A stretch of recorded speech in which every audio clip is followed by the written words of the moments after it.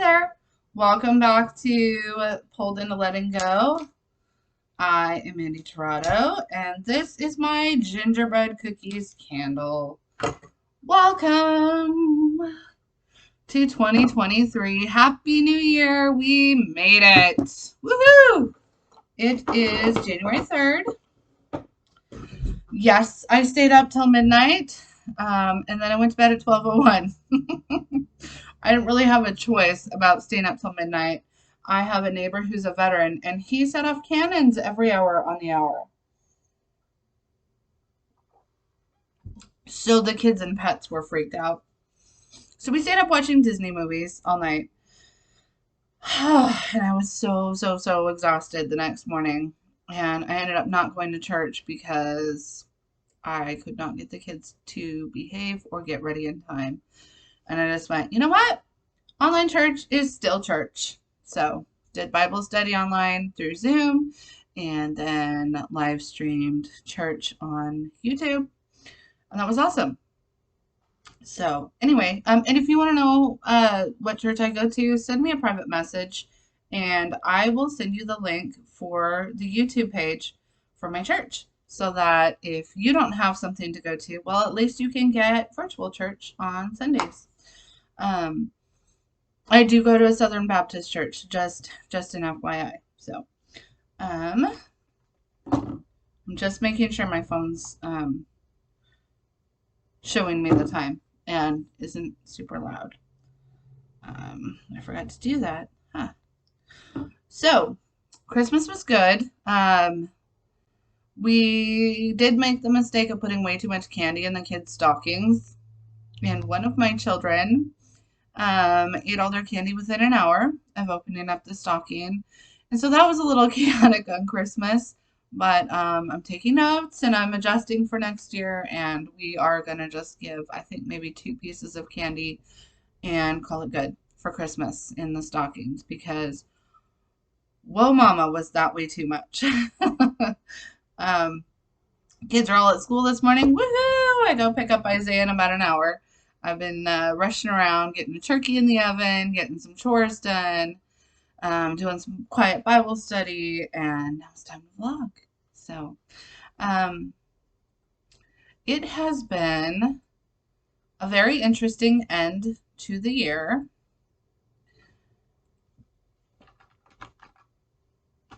My kids were sick most of the end of the year, and that was not fun. My boys both missed the second half of the last week of school, so they went like Monday and Tuesday, and then they missed the rest of the week. Missed their class parties, so that was sad. The kittens are going to be a month old in, like, what is this, Tuesday? So on Friday. They'll be a month old, which is cool. Well, 4 weeks old, technically. They were born on December 9th. But they'll be 4 weeks old, which is pretty cool. I've already got on the calendar when I can get them spayed and neutered. Woohoo! So that'll be in May. We're going to do it at 5 months old because it's just safer and has less dangers with it. So you can actually spay and neuter an animal too early. They say you can do it at 2 pounds, 2 months old, but then there's some more risks involved. The percentage, or the chance of a big risk happening is slim, but at 5 months old it's like pretty much nothing. So that's why we're waiting. That, and we have some other pressing expenses, and they're not going to get pregnant before then anyway. What else was I going to say? Oh my gosh, I took a swig of water and I forgot what I was going to say. Oh, they are super cute. They keep climbing all over their mama, and they've been wrestling, and when we clean out their kitty cabin, because we have a enclosure that we call a kitty cabin in the living room, to keep them safe from the other cats, and so they're not running around with all these big people and pets in the house, when they're so little.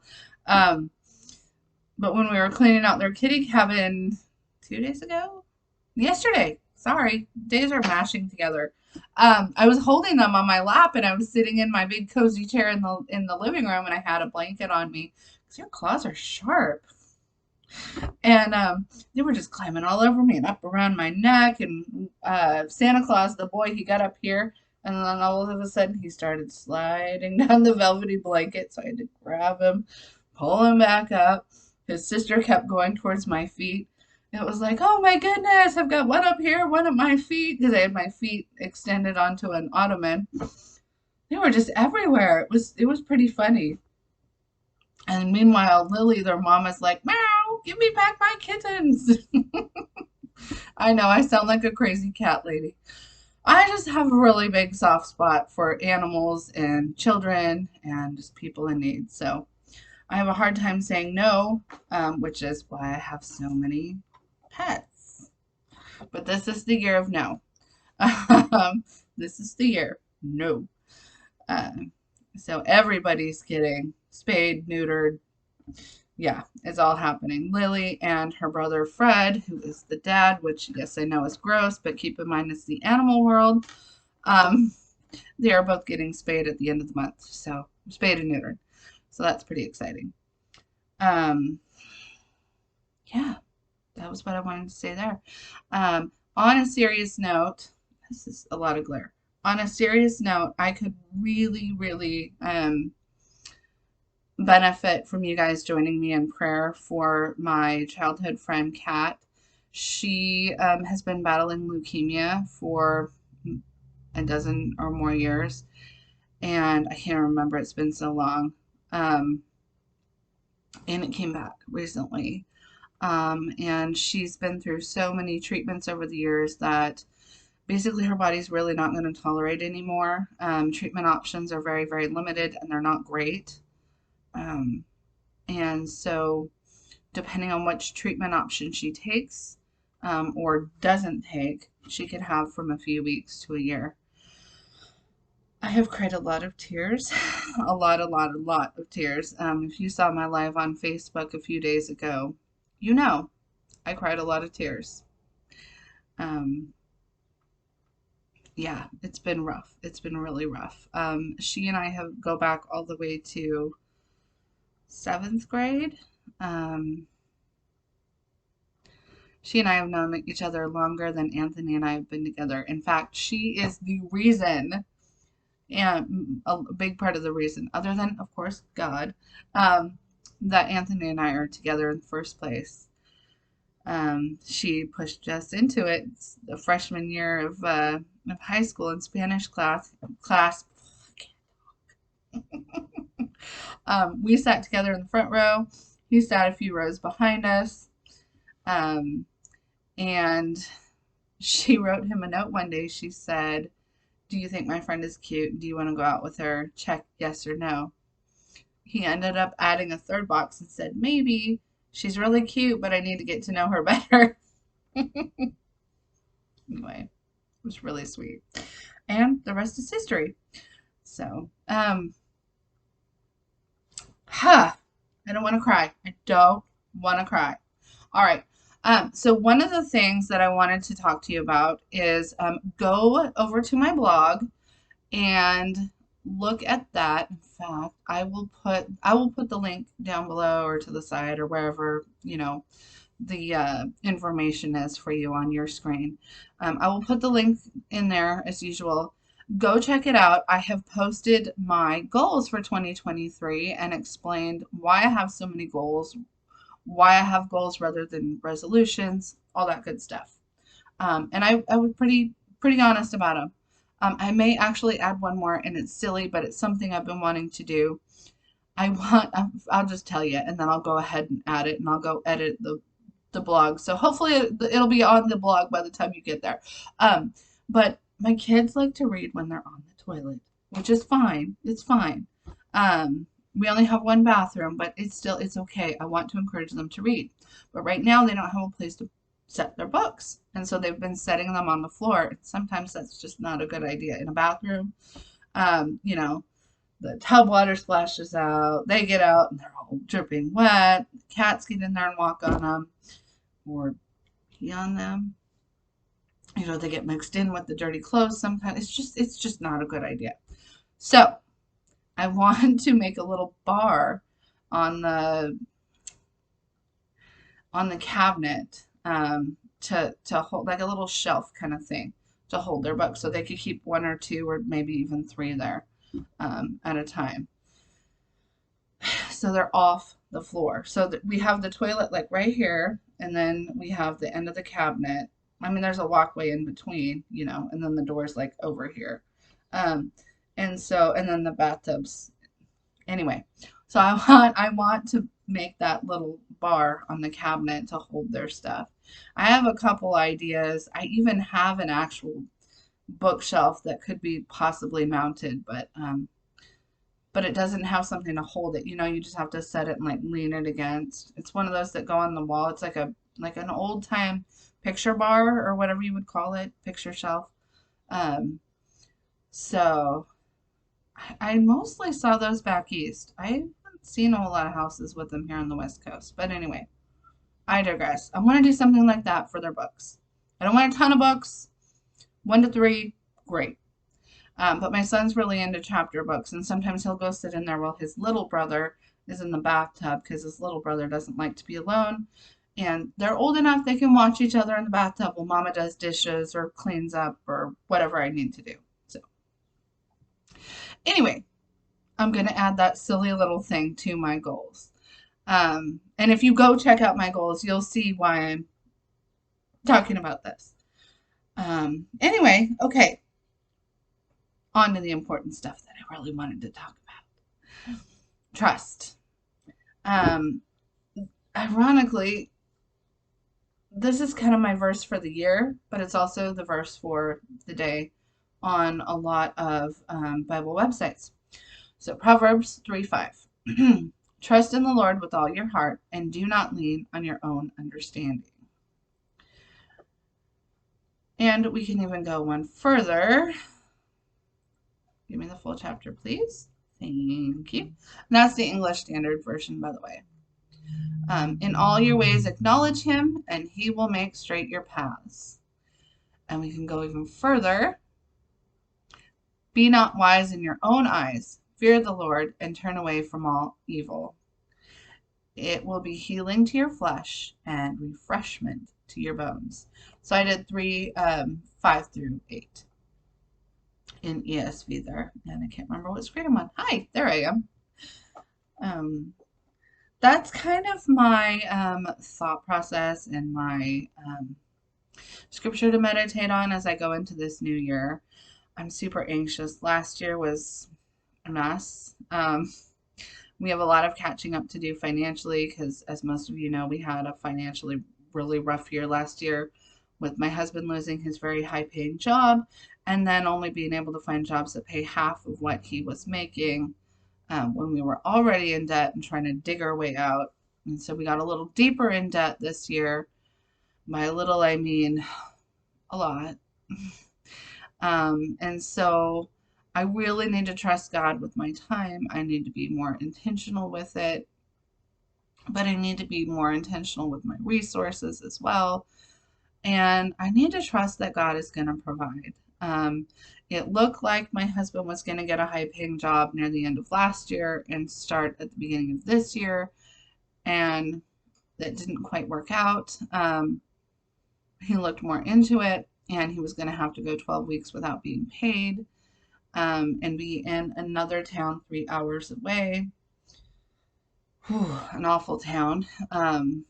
Just so you know, I'm in Oregon, okay? And unless you live in Portland, Oregon and Salem and Medford are just gross, okay? Unless you live in any of those places, everybody who doesn't live in those places is like, ew, especially Portland. Ew. So he was going to have to go work in Portland for 3 months, have his own transportation, pay for his own shelter, food, everything. My cats are going nuts out there, or my dog or something. Anyway, and not be paid for it.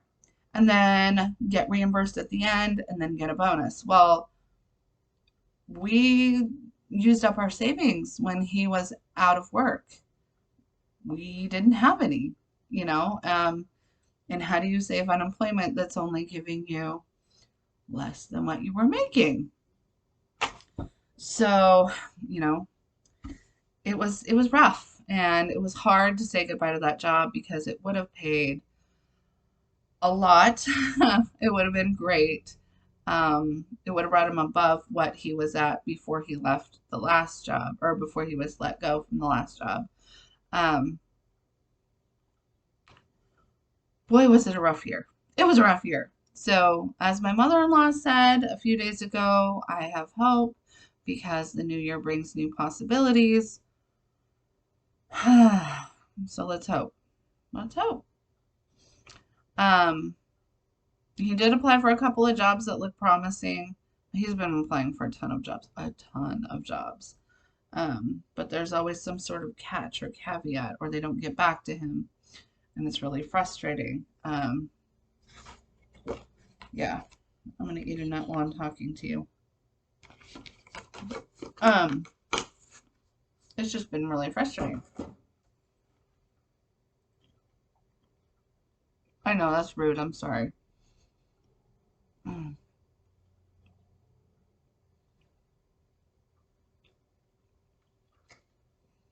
Anyway, I got to thinking about.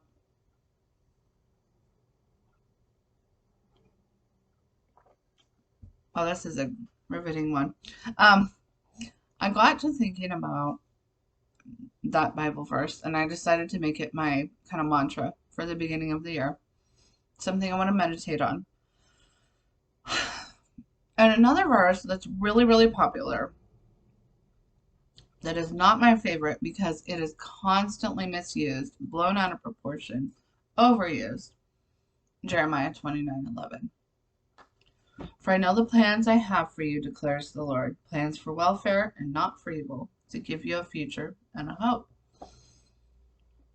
And I've been against that verse, like people using that verse over and over again because they use it in the wrong context, okay?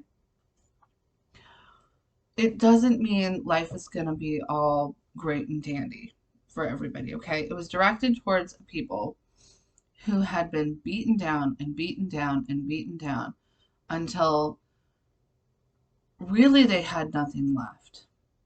And Jeremiah himself was known as the weeping prophet, and he felt like he had nothing left to give. And God says, yes, you do. Yes, you do. You have more to give. I'm going to continue to provide for you, and things are going to go up from here. They're not going to be all fine and dandy and rainbows all the time. You know, it's not that you're never going to have hardships. It's that I'm going to be there with you. And when you go through those hardships, when you have trials and tribulations, I'm still there. And I'm going to be really great about reminding you of that. And I want you to keep this in your mind, kind of thing. Well, that kind of applies to my family this year as well. And it applies to, I think, a lot of people. The pandemic beat a lot of people down. It was hard, whether you believe in it or not, no matter what your politics are, no matter what your beliefs are about it. Logistically, factually, it was difficult for a lot of people in many different ways. And as we're coming out of it, it's still difficult for a lot of people. And life itself is just difficult for a lot of people. A lot of people are going through changes. They're trying to readjust. They're trying to find their new normal. It's difficult. Politically, you know, things are just all over the world are different and difficult for a lot of people. And I think it's good to remember in context that verse that yes, it's still going to be difficult, but it's part of God's plan. And going back to Proverbs 3:5-8, we have to trust Him. We can't trust what our understanding of things is, you know, what we can see, taste, hear, smell, feel. We can't always just trust solely in that. We have to trust in the Word of God and that He's going to see us through it. He's going to walk with us through it. He's going to help us through it. He's going to provide. And he's still in control, even when it looks like maybe he's not. But he is. It's part of his plan. Or even when, something happens that we absolutely do not agree with, and we're just like, what? God can't possibly be in this. Well, yes, he is. Yes, he is. When the election happened, the midterm elections happened here in Oregon, some things happened that I didn't agree with, that I was just pretty devastated by. And my husband was too. And, we both had to remind ourselves this is part of God's plan. We don't understand it. It seems wrong, but there's a plan to it because God appoints the government. People don't sit in the judge's chair without God putting them there. Like they're there for a reason, evil or not. Like it serves a purpose. And you got to remember, God allows Satan to roam the earth. This is his dominion, right? So, and God allowed that. And yet, there's still a plan for our good. There's still a plan for our future. There's still a plan for hope. And I would not in any way say that Satan is good. God allowed it. Okay? There's a plan. It shows God's power.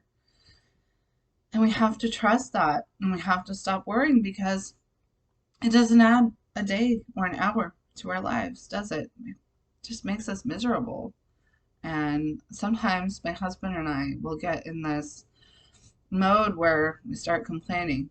And sometimes he'll just say, on and on about all the things that are bothering him. And I stop him and I go, honey, can you control this in any way? Like, is it in your power to change it? Can you change it in any way? Do you have any power or control over it? Sometimes he'll say yes, and I'll say, okay, then do it. Make the change. Fix it, whatever it is. Or if he says, no, it's not, then I'll say, why are you worrying then? There's nothing you can do. Why worry? Give it to God. Or I'll say, if you can fix it, what can you do right now? Because sometimes he'll be complaining about stuff at like 9, 10, 11 at night.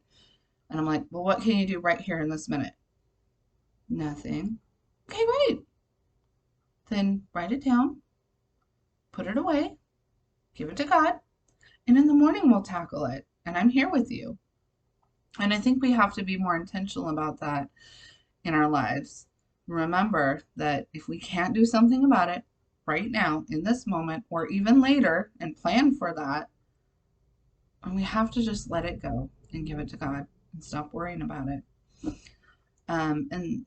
And so that kind of ties in a roundabout way, to why I make goals for my year. Because I don't want to just walk blindly into a year and have everybody else tell me how to live my life and how to tell me how to live my year. I want to walk into it intentionally and say, these are the things that I really hope to accomplish. And I'm going to intentionally make strides towards accomplishing these things. And I've mapped out like how I'm going to do that. I haven't made all of that like super clear on each goal that I published.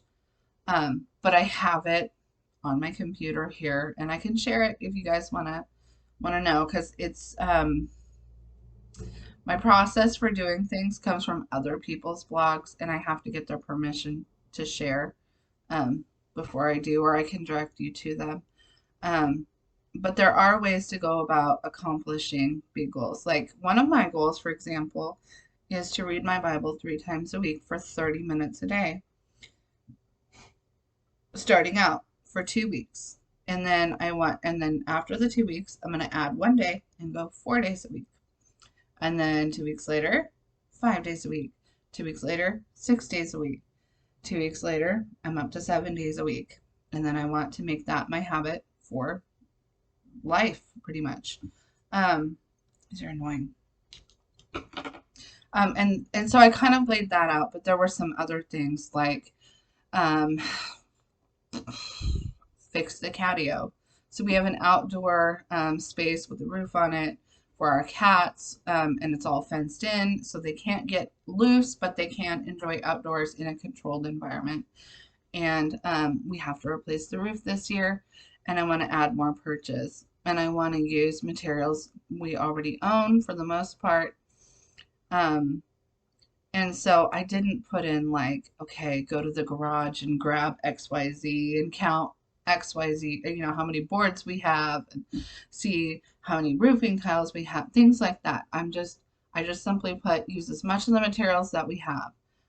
We need to tear down our fence and replace it this year.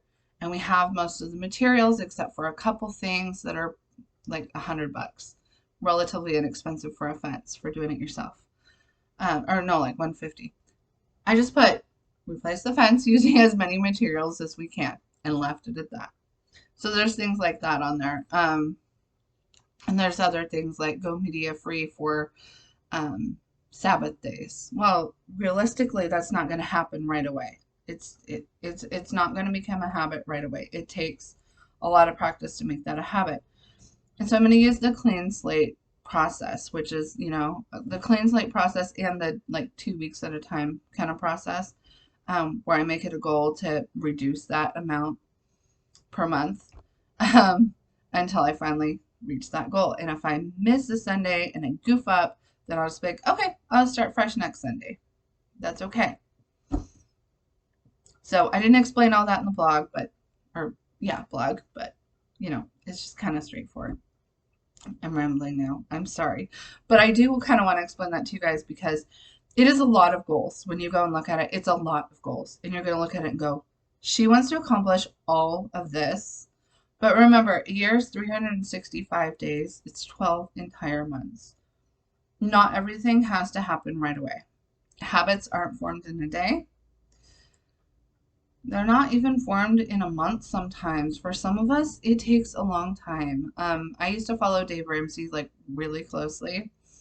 And 10 years ago, he worked great. Now, not so much. Anyway, he even says it can take like 3 months to develop a really good habit and then to change your lifestyle.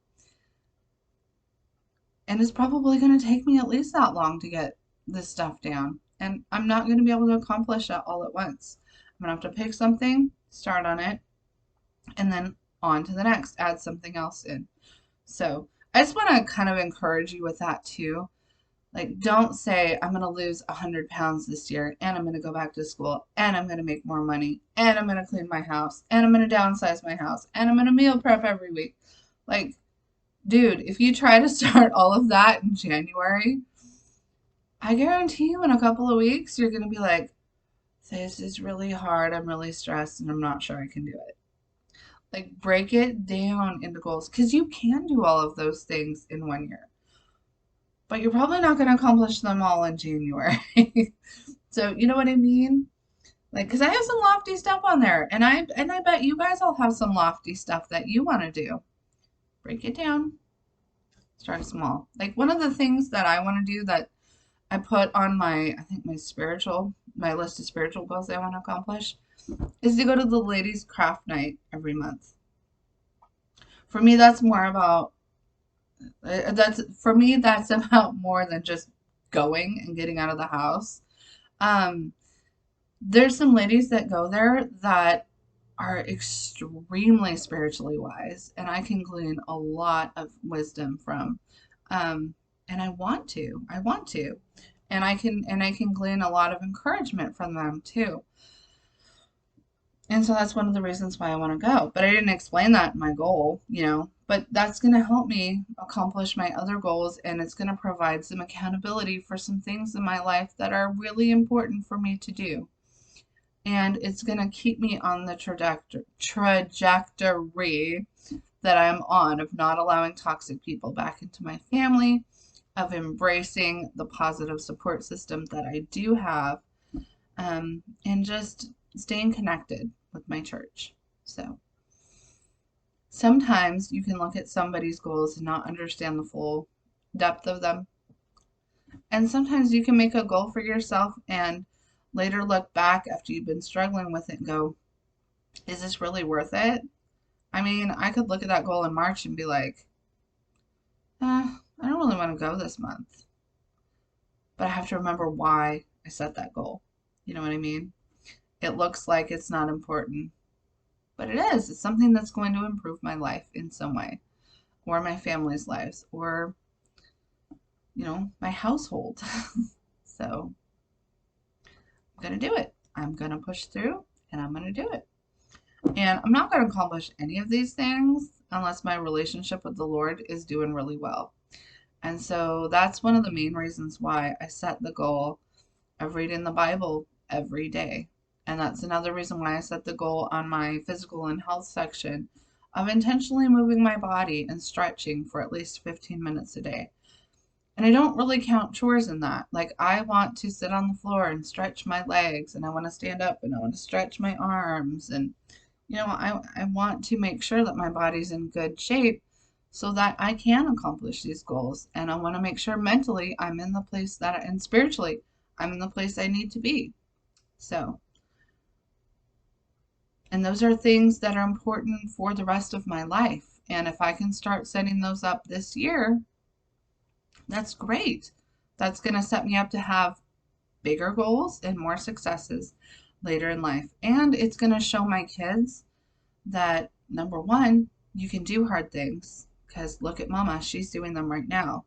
And two, it's going to show them how to set goals and how to keep going, and how to be tenacious about going after things that are important to you. And it's going to show them what is most important in life. Taking care of your body, because your body is a temple for the Holy Spirit. Taking care of your relationship with God, because without that, everything falls apart, including you. And taking care of your household, because if it falls apart, you don't have a safe or relaxing place to be when the world's coming at you. And strengthening important and encouraging relationships with people, because you need a support system when the world comes at you, or you have an issue in your home that you need to take care of and you need advice or wisdom, support, or prayer partners, or your health falls apart, or whatever.